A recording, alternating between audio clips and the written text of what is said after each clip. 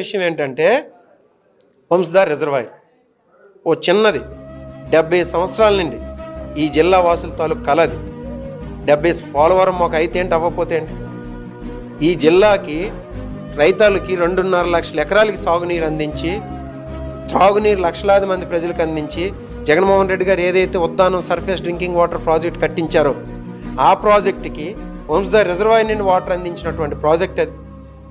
చిన్న ఏంటిది వంశధార ట్రిబ్యునల్ తీర్పిచ్చినా కానీ చిన్న డిస్ప్యూట్స్ ఉన్నాయి ఒరిస్సా గవర్నమెంట్తో. జగన్మోహన్ రెడ్డి గారు అప్పుడు మా జగన్ మా ప్రభుత్వంలో 2020లోన 2021లోన నవీన్ పట్నాయక్ గారి దగ్గరికి వెళ్ళి ఆ ఇష్యూస్ని రిజాల్వ్ చేయడానికి ప్రయత్నించారు. ఈరోజు ఒరిస్సాలో ఉన్న ప్రభుత్వం ఏంటి? బీజేపీ ప్రభుత్వమే కదా. కేంద్రంలో ఉన్నది బీజేపీ ప్రభుత్వమే కదా.